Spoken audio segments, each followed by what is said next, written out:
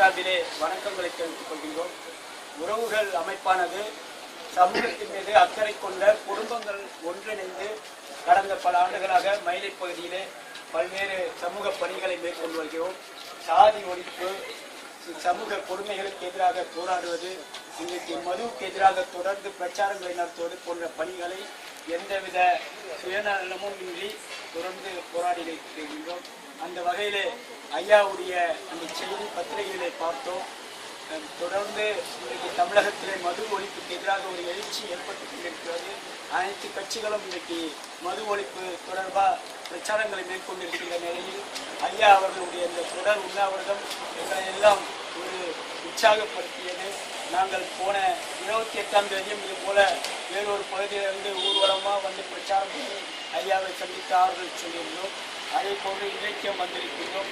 இன்றைக்கு மதுவாலே பாதிக்கப்படக்கூடிய மக்கள் 90% மக்கள் ஏழை எளிய மக்களாகத்தான் இருக்கின்றார்கள். அரசியல்வாதிகளுக்கும் பணக்காரர்களுக்கும் இது பற்றி அக்கறை கிடையாது. பெண்களும் குழந்தைகளுடைய வாழ்வை நாள்தோறும் சீரழித்து வருகிறது.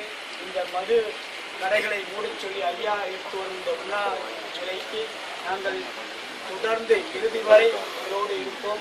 நாளை நடைபெறக்கூடிய போராட்டத்தில் கலந்து கொள்வோம். இதோடு போராட்டத்திலே தொடர்ந்து குழந்தைகளும் பெண்களும் ஆதரவாக நிற்போம் என இந்த வேலையிலே நான் தெரிவித்துக் கொள்கிறேன். நன்றி.